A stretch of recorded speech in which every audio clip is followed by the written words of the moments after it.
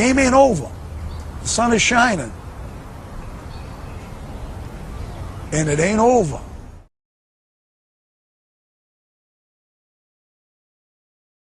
You wanted the best, you got the best from my home studio on Long Island, New York. Welcome to Ian Scotto Rocks. I am your host, Ian Scotto, and I teased out in one of my videos that maybe I would do a Kiss tier ranking of all the studio albums, and people said, yes, we want to see it. And I enjoy watching a lot of those. There's a guy, Metal Trenches, who this is pretty much exclusively what he does on his channel, and I like it. So yeah, I've enjoyed watching other people do these, so I figured why not start with Kiss. Since starting this channel in October, the Kiss related videos I've done are some of the most viewed videos. And, you know, I start every video with "You wanted the best, you got the best, you got that" in the background. So it only makes sense. I think my audience is a very Kiss-centric audience, so I dig it. And with that, we'll get right into it. And I just want to say, this is my personal favorite Kiss albums, right? I am not going to be the consensus among most Kiss fans with my opinions on this, and that should be okay, I think. Also, actually, before I start, there were people in the comments when I mentioned this who said, please include Alive, all the Alive albums and Unplugged, and I'm not going to do that. Not to spite you guys, but I love those albums, but it's very hard for me to rank those the same way I would rank a studio album of all new material. It's just not the same thing, a live album. So, yeah, just like I wouldn't put the solo albums on here. These are just the essential studio albums of all new material that Kiss has put out from their first album up until Monster, and that's how I'm going to do it. So let's get right into it. Okay. The first ever Kiss album is an absolute classic. The recording is amazing, the production, all that, the mix, perfection, right?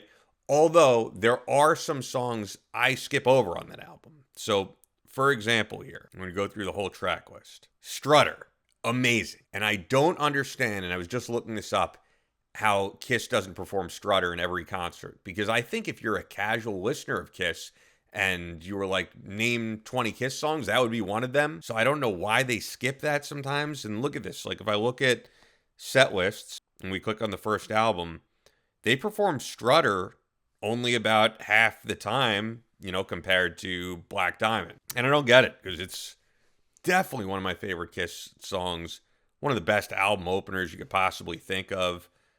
And yeah, it's a Paul Stanley and Gene Simmons co-written song. So I never understood that. Like, and if you look, if I go back to it, in recent years, they don't perform Strutter a whole lot. Don't understand why. Doesn't make sense to me.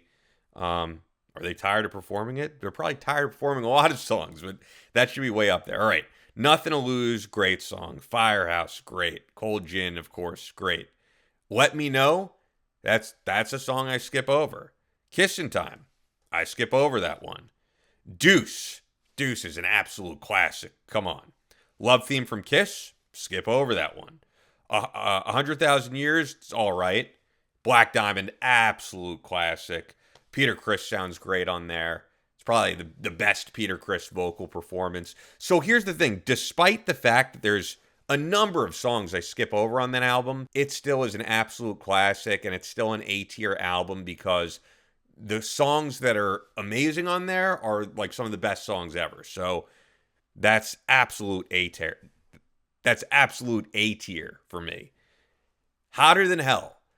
Hotter Than Hell, amazing follow-up album, and the only thing that you kind of give it minus points for, I guess, that people would say is the production. And it's really weird how they went from such a polished, great sounding produced album like the debut into this gritty album that sounds like it was recorded in a basement somewhere.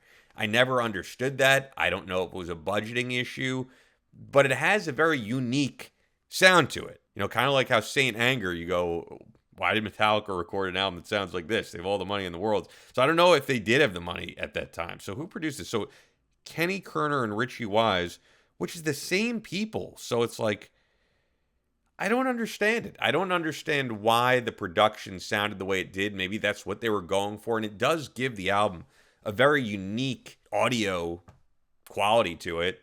But the songs are there. The songs are absolutely there, I would say. You know, you got to Choose on their great opening song. Parasite, Going Blind. Hotter Than Hell is the song everyone really knows from there. Coming Home, I love. I love Strange Ways. So, A-tier album, and it only gets a little bit knocked off, I would say, for the production. Okay, we're moving on here to the next Kiss album, and that is Dressed to Kill. Now, this might surprise you guys. So, unlike many of you who grew up with Kiss, I really got into Kiss about 15 years ago. And I grew up going to a used record store that's still around called Mr. Cheapo, and Kiss was a mainstay there. And if you go in there now, it's like Kiss albums and Kiss merch everywhere. And I always loved the image and everything, but I didn't get into them until many years later. And the point is, like, I think for me, what I thought of Kiss was like rock and roll all night and party every day, and which is on here. And I know that's not the version everyone knows. Everyone knows the Alive version. But, like, that song from the moment I heard it really does nothing for me. I know it's considered, like, the biggest Kiss song. Don't really care for it. Never need to hear it again. So, I should add that this is the most recent Kiss album I bought. And the fact that I got into them 15 years ago, like, I'm still discovering stuff from the back catalog. Like, I'll be honest with you guys. I've never listened to the Peter Criss solo album. I've never listened to the Gene solo album. That might surprise you guys. And it's because I listen to a ton of different music, and there's so much back catalog to get into with Kiss. And I'm not, like, forcing myself to listen to these albums. I just get around to it when I can. And there were no songs on Dressed to Kill that really stood out to me. So I bought it more recently just to have it, I guess you'd say, and complete the collection, of course. But it has, like, a number of cool songs on here, but none of these are favorite Kiss songs of mine. But if I listen to any of them, like, they're good. They're good. It's good music, but it's not in my, like, regular rotation of Kiss songs. So for that, I know this is like an A-tier album for many. I think it's an average Kiss album. I'm going to give it a C. What do we have next? We have Destroyer, produced by Bob Ezrin, which is considered Kiss's absolute classic by many, and many would put it as their favorite Kiss album. I'm going to disappoint you guys. I would not put it up there with the first album, but it is a great Kiss album. Let's look at the track listing so I could give you my final verdict here. I mean, Detroit Rock City. This is a remix version? All right, let's make sure we're looking at the original thing here. Detroit Rock City. That is an absolute classic opener. And the way that it builds into Detroit Rock City, how cinematic it is, awesome. King of the Nighttime World is awesome. You know, God of Thunder is a regular that you hear in shows. It's not something I listen to all the time, but Shout It Out Loud, of course. But there's a bunch of songs I skip over on here. I like about half the album. That's my honest opinion, guys.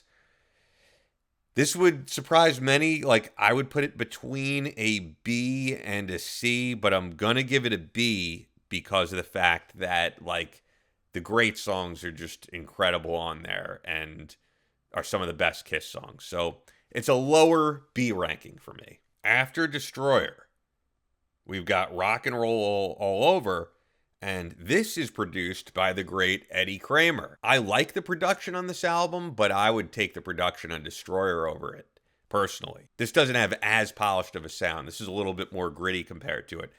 I think this is the coolest Kiss album cover. I will give that to them. In terms of the music, I kind of feel similar with Destroyer. I know people would rank this automatic A. I Want You, great song, but, like, not my favorite. Calling Dr. Love, great song. What else do we have here? Hard Luck Woman, Making Love. But once again, there's about half the songs on here that are not regularly in rotation for me. I think I would put it right behind Destroyer. I mean, I love Making Love, great song, but yeah, I'd put it right behind Destroyer. But I'll keep it B tier. But it's not a favorite for me. That's honest opinion, is between B and C tier. What do we got next? We got You Pulled the Trigger of My Love Gun. Another Eddie Kramer produced, and I mean, everybody loves the album cover for this, right? Classic album cover. And it's got a lot of mainstays in the Kiss live set, of course. I Stole Your Love is a great opener. You'll never hear Christine 16 because, geez, that song sounds very creepy now. Gene Simmons talking about his obsession with a 16-year-old. And unlike like Winger 17, which I guess is equally creepy, maybe this much less creepy because it's 17 and not 16. 17 by Winger, I could listen to regularly. Christine 16, just kind of corny, right?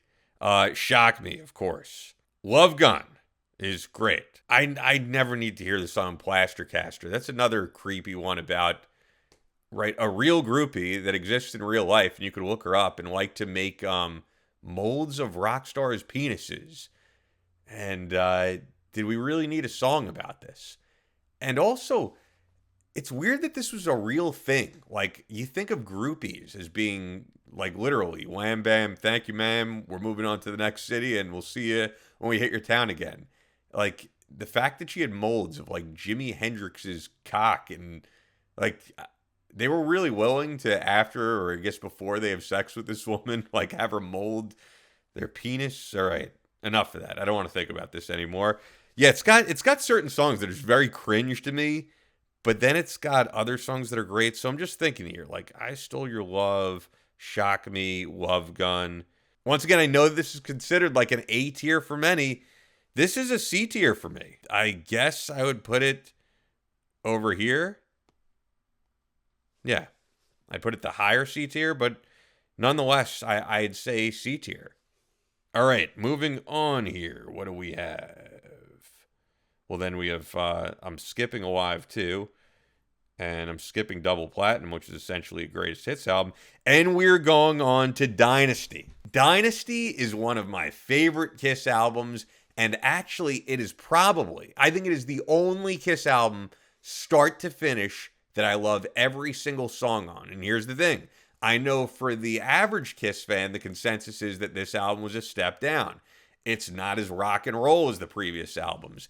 It's way more pop-oriented. It's more disco influenced. But I love every song on it, man. I mean, start to finish, there's nothing I skip on here. I Was Made for Loving You. Yeah, it's a disco song, but it's catchy, man, and it's been a mainstay in the set ever since. The Ace Frehley cover of 2000 Man by the Rolling Stones, I love it. I like it better than the original. Sure Know Something, I love. Dirty Livin', the only Peter Criss track, but the fact that you have a song sung by every member of the band on here is pretty cool. But I love Dirty Livin'. I think it's one of Peter Criss's best. I love Charisma, Magic Touch, Hard Times with Ace Frehley on vocals, X-Ray Eyes, and then Save Your Love with Ace Frehley. Love every song on here. I listen to this more from start to finish than the first album, but I still have to rank the first album higher only because, like, you're never going to top Deuce and Strutter for the quality of those songs, but it's right behind it for me. So I'm putting Dynasty number 2 on the A tier list, to the dismay of many of you probably. All right, we are moving on to Unmasked, which is the most pop album of the Kiss catalog. And you know, people talk about The Elder being polarizing and Carnival of Souls being polarizing. This is the most un-Kiss album there is, I think. You know, a song like She's So European, you go, what the fuck is this? This is not Kiss. But it has some quality songs on here, and it's also got some great songwriting, which you could credit to, where is she on here who plays keyboard? Yeah, Holly Knight did keyboards on this album, and Holly Knight is an amazing songwriter. And I'm looking, I don't know if she's credited as a songwriter on here, but I believe she had some hand in it because that's what she does. And she co-wrote songs later on for them, which we'll get into during Psycho Circus. But she has an autobiography out now that I'd love to read. But yeah, little known fact, she played keyboards on this album. So I love Is That You? Once again, doesn't sound like a Kiss song, but it's a great opening track. Shandy, super catchy. Talk to Me I like. Naked City I like. You know, the second half of the album is definitely not as strong. but I like the first half of the album. It's a good album, but it's a power pop album. It is not a Kiss album. They definitely lost their way, you could say, on that particular album. I am going to rank it. I'm going to put it C tier. And I'm going to put it after Love Gun. I know that is, sacrilegious to many of you where I'm putting it. But I'm putting it C tier, right behind Love Gun. Because there's certain songs in there I just really dig. But it's definitely a big step down from Dynasty. All right, what else do we have here? Oh, we have what I did a video on, and I talked about the most polarizing album in the Kiss catalog, Music from the Elder. And if you watched that deep dive, then you know I am a fan of the Elder. Now, is it a Kiss album? No, but to me it sounds more Kiss than Unmasked. You know, the fact that it actually has rock songs on there, which Unmasked is not very rock at all. This was also the album Bob Ezrin came back on.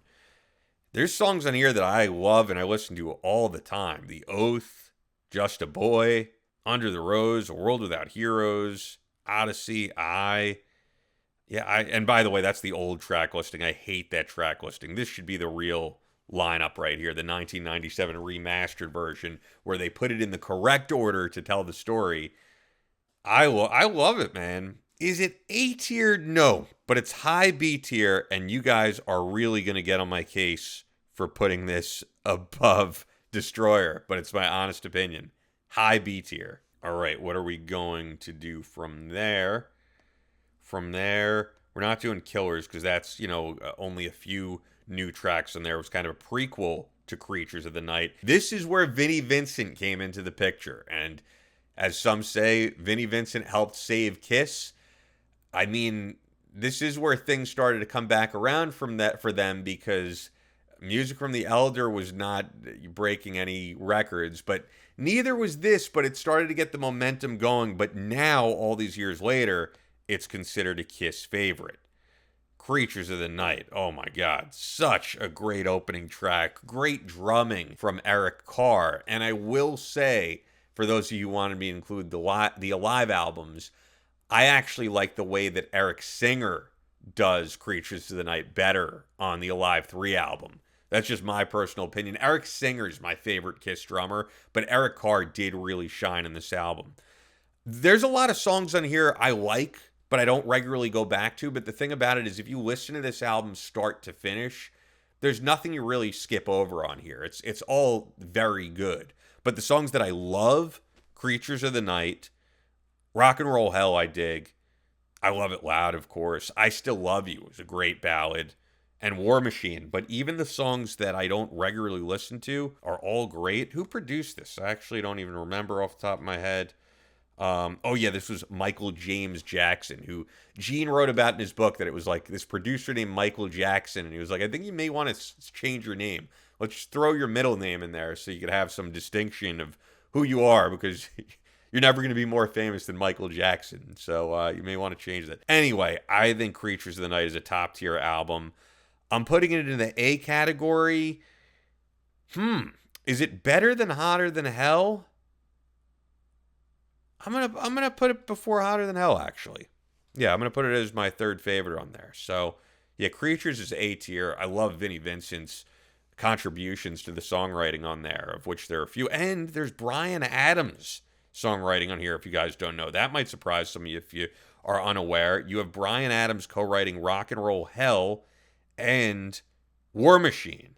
That's surprising, right? And he recently did a remake of those songs that you could find on YouTube. And he did music videos for, I know he did a music video for War Machine, his remake. I don't know about the other. It was a very highly produced video. Lick It Up. Lick It Up was when Vinnie Vincent was in the band full force as a full-time member. And it is a great album. Exciter, Not for the Innocent, Lick It Up, All Hell's Breaking Loose, A Million and One. I like just about every song on here. I remember at one point this was probably my favorite Kiss album. I don't know if I would go that far. Maybe behind the debut or something. But it is great. It's A tier. It does have a few songs in here that you go, Fits Like a Glove. Is that a favorite? Definitely not. But, Is this A tier or B tier? That's the question. Let me think about this. Because just because it is a few songs that I'm just really not the biggest fan of, I'm going to say B tier, but high B tier.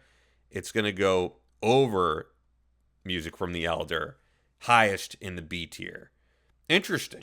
Interesting mix of where I'm putting these thus far. Let me know what you think in the comments. I'm sure I'm going to get slammed. Go for it, all right? You could roast me all you want. This is just my personal opinion. It doesn't have to be your opinion, but it's my opinion. Next, we're moving on to Animalize, because there's a great interview that I did on my deep dive of Mark St. John, where Paul is saying what inspired the title for the album. And he was like, you're reading all these philosophical books. I think we should go back to being more like the animals and animalize.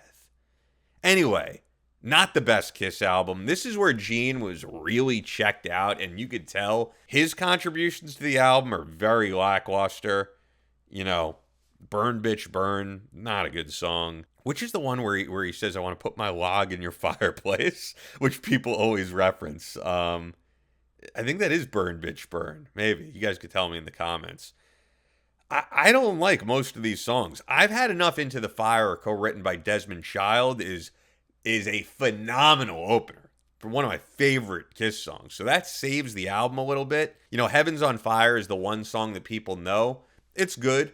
They regularly play it, actually, at like sporting events. You'll hear that song. But let's look at the rest of the album. I don't think there's anything else I really revisit on the rest of this album, truthfully. I did an episode, the deep dive on Mark St. John, where I praised Mark St. John's guitar playing, and he is great on this album, so it's not him that makes this a bad album. It's the songwriting, right? And he had nothing to do with that. He doesn't co-write anything on here. He was just a hired gun. So he's great on guitars, I think. I just think, other than I've Had Enough Into the Fire, there's not a song that I love on here.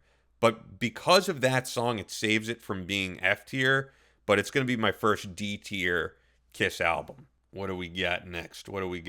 Guys? Asylum. Asylum is where Bruce Kulick came into the fold, and it was definitely a step up from Animalize. Much stronger album. Great opening track with King of the Mountain. I'm the King of the Mountain. Oh my God, if that song doesn't pump you up. Actually, I recently went to Zion National Park with my dad, and when we got to the very top, I started singing, I'm the King of the Mountain. And that's a Desmond Child co-write. I didn't even realize that. Who produced this? Now I'm curious. Just the two guys, Paul Stanley and Gene Simmons. Well, they did a great job producing it. I mean, it's very slick recording quality. So, yeah, King of the Mountain. Awesome, awesome song. That's cool that Bruce Kulick was a co-writer on there as well. I love that song. Who Wants to Be Lonely? Very pop, and it's got Jean Bouvier as a co-writer on that. I recently saw him at a live event. He's still got the blonde mohawk and everything. The only black dude you'll see with a blonde mohawk, but love that. Love Trial by Fire. Tears Are Falling, I love.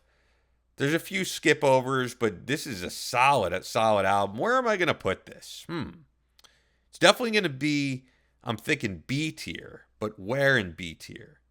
Where in B tier? I don't think I like it as much as The Elder, but I'm going to put it right behind The Elder. Solid album. Kudos to Bruce Kulick. What do we got next? We got Crazy Nights. I love Crazy Nights. Crazy Nights is a polarizing album because of how pop this is. And you got Ron Nevison producing this very, very slick production.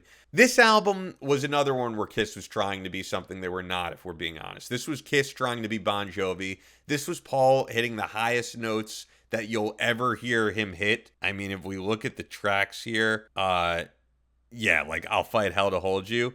I'll fight hell to hold you. Sorry if I'm annoying you guys with my falsetto here, but he's got, and what's the song that has the highest high notes on there? It's My Way. I'm not even gonna attempt those where he's super high on My Way. This is Paul really showing off his vocal abilities, but I love this album. I love it. Like I said, it may not be what you expect from Kiss, but I dig it, man. I dig this era. A lot of people don't. Crazy, Crazy Nights. I'll Fight Hell to Hold You. My Way. I like just about everything on here. The only thing that's crazy to me is that they didn't include that demo, Sword and Stone. If you don't know that song, you could go pause this and find it on YouTube. It would have been a solid song. I have no idea how they didn't include it on here, but they did include it on a soundtrack, which I actually bought just for that one song, but the rest of it is pretty cool. Oh, Shocker soundtrack. This is A tier for me. I'm looking at the track list here. There's only a few songs I skip over, but I love just about everything on here. I'm putting it A tier. You know what, man? I like it even more than Creatures of the Night and Hotter Than Hell. And once again, that is going to be a controversial statement. And I know it doesn't sound like what you want from classic Kiss, but it's A tier, number 3 for me, right behind Dynasty. All right, what do we have next? Hot in the Shade. A lot of people felt that this album had a ton of filler. And yeah, I'd agree with that. And they also felt like this was a real step down in production. And it is interesting. They went from a super produced album to this, which essentially just sounds like demos. You don't have a whole lot of overlapping vocals, but it gives it its own unique feel. So let's look at the track listing. Of the songs that I really dig on here, I mean, Rise to It, Hide Your Heart, Forever is a great Kiss ballad. And for those who don't know, co-written by Michael Bolton, has a cool music video. The side A, which you don't really have that anymore with CDs, but in the days of tapes, for those who still do, I know my video editor Basilius is a tape guy. Side A is definitely a lot stronger than side B, because of side B, I don't really go back and revisit any of those tracks. I think I like it better than Animalize, though, because like I said, Rise to It, Hide Your Heart, and Forever, those are all like A-list Kiss songs. Everything else here is kind of lackluster. I think I'm going to put it low C tier. But do I like it better than Dress to Kill? I think I do, actually. Because there's nothing on Dress to Kill that I like absolutely love. Yeah, I'm trying to think here. Do I like it more than Unmasked? No. I'm going to put it right behind Unmasked. Very middle of the road for me. But Forever is such a great song. And Hide Your Heart, which of course there was a version that Ace also did, and then there's a ton of other cover versions of that song. None of them were like major hits. But who wrote Hide Your Heart? Yeah, that's it. That's another Desmond Child, Holly Knight. I told you Holly Knight is a great songwriter. And then we have Revenge. And I'm going to be controversial on this one. A lot of Kiss fans consider this one of Kiss's best albums, one of their favorite from the Unmasked era. Not Unmasked as in the album, but no face paint. And this was the first album with the great Eric Singer, who's a great drummer. However, there's a lot of songs on here that I think are kind of corny. Like, I really don't like Domino, or there's a lot of songs in here I don't care for. Unholy is a great opener. God Gave Rock and Roll to You, too. I know it's a cover, but it's kind of an original because I've heard the cover, and it really doesn't sound like a cover, so I understand them getting the co-writing credits on there for God Gave Rock and Roll to You, too. I don't know why they don't perform this live, really. Like when they end shows, they play God Gave Rock and Roll to You, but now I'm curious, how often do they actually play this song? Where is Revenge on here? I guess, Revenge is way down in terms of what they play live. Yeah, I guess they've never played God Gave Rock and Roll to You too. Is that correct, or are they including it as a soundtrack thing or something? Because that would be really surprising if they've never played it live. I was unaware of that, if that's the case. Maybe they've never played it live. Oh, covers. It might be under covers. Okay, they've played it 231 times. But I guess one time since 2018. Where was that? 2019. But was that in a live show or it was a Kiss cruise, so that barely even counts. Yeah, they barely play it live, and I don't know why. I mean, it's such a good song. And they have the Eric Carr Car Jam on here. But yeah, of the songs that I love, Unholy, God Gave Rock and Roll to You Too. I guess that's it. I mean, I Just Wanna is, it was a single, but it's not a song that I love. But Unholy and God Gave Rock and Roll to You Too are so good. So I'm going to put this C tier, and I actually think I'm going to put it behind Hot in the Shade. I know that people love this album, but I would probably prefer Hot in the Shade. They're just about a dead heat for me. Not the best Kiss album. I think people like the image. I want to include that. I think people like the image more than the album itself. That's my opinion. All right. This is one of the most controversial albums of the Kiss catalog, Carnival of Souls, and I don't know if I'd say little known fact, they have never played any of these songs live. Not even during a sound check, I don't think. If someone on the level of like a Mark Cicchini of Kiss nerd fandom would know, someone like that, I don't think they've ever, I don't think they've ever played any of these songs live. Yeah, they haven't, man. They have never played anything from Carnival of Souls. This album basically came out with no promotion. It took them years to release, and by the time it came out, they were ready to announce the reunion tour, so they were promoting the new thing. They didn't want to promote an album with Bruce Kulick and Eric Singer. What are my thoughts on this? Some people love this album. Some people hate this album. It has a couple of songs that I really love. Jungle, it doesn't sound like a Kiss song, but it's probably one of my favorite songs of the Kiss catalog. And then this will surprise some people.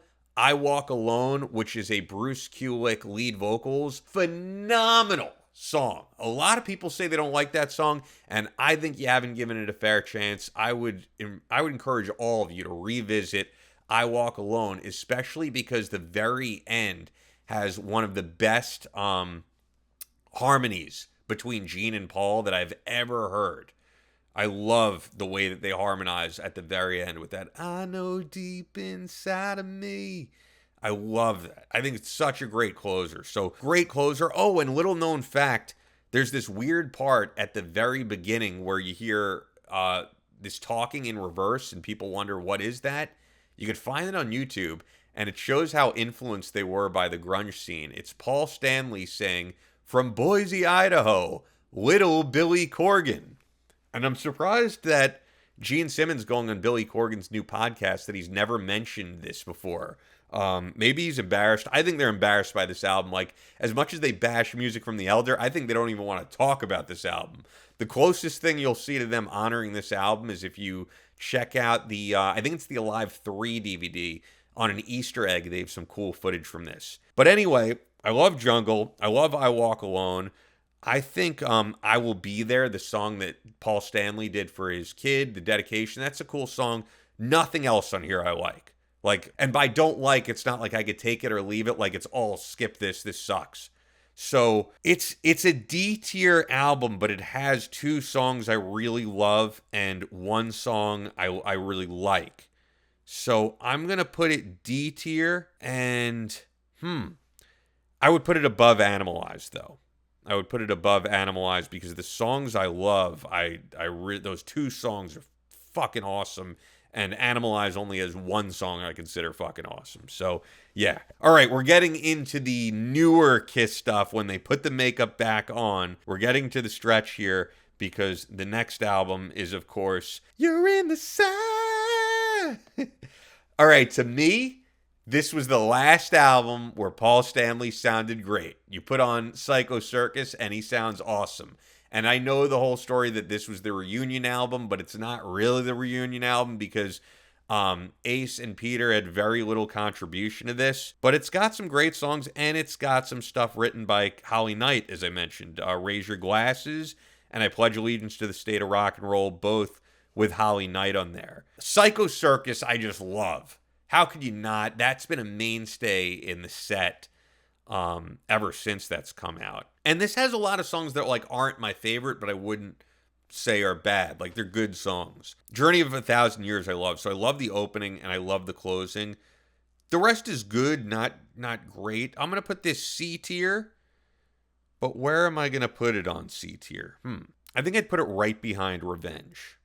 That's where I would put it. But it has songs, This is a tough one if I like it more than Revenge. I actually do think, come to think of it, I'm going to put it a little bit higher than Revenge, right behind Hot in the Shade.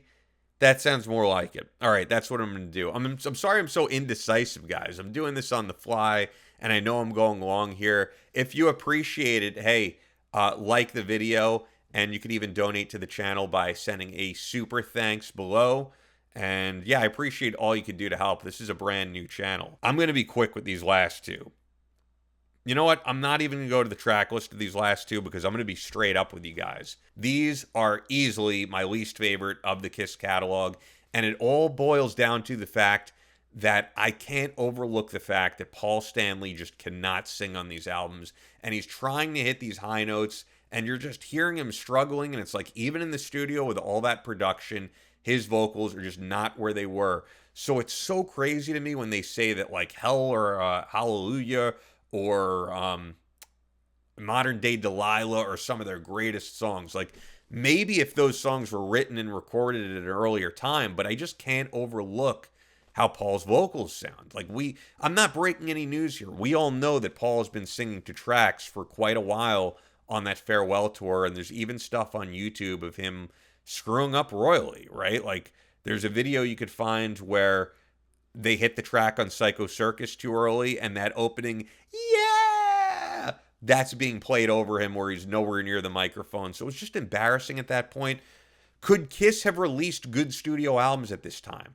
Possibly, but what would need to be done is Gene would have to do the lion's share of the vocals. And here's the thing, like I'm a Dokken fan, right? Don Dokken has this same problem. However, Dokken, their last album, Heaven Comes Down, was actually really good. And the reason it was really good is because Don is singing at a way lower vocal range, a way lower register. Because he knows and he admits, I can't sing those high notes I was singing in the 80s, and I'm not even going to attempt to do it. Paul is trying to sing like he once sang, and he hasn't been able to since Psycho Circus. He sounded great on Psycho Circus, and these albums are just so lackluster. I don't even own Sonic Boom. And Monster I got for free when I worked at SiriusXM. So I've never really listened to these in their entirety, if I'm being honest. But the fact is, I put them on, and I can't overlook how Paul sounds. So it's a negative way to end this review, I know, but those are the two F-tier albums. I have no interest in listening to those. I think it's a pretty good variety. Let me know what you guys think. And if you really want to support the channel, I have a link to the Etsy store below where you can check out this badass mug, the t-shirt we put out, but it would mean a lot if you subscribe. This is the first tier ranking I've ever done. I realize I went way longer than most people do, but I just had a lot to say, all right? Hopefully you enjoyed this, and if you did, I'll do more of these. I'm thinking I would do Metallica next if this goes over well, because I do know all the Metallica albums. I've been a fan of Metallica since the 90s as a young kid. And then after that, I would do Aerosmith. The only Aerosmith album I've never really given a proper listen and I don't own on CD or digitally is Draw the Line. So I'd have to give that a proper listen. But if you like it, I'm going to tell you right now, because both those bands have a big catalog. I'll do Metallica next, and I'll do Aerosmith after that. And hey, if you want to binge watch some stuff on the channel, check out this video right here. And I appreciate you making it to the end of this video.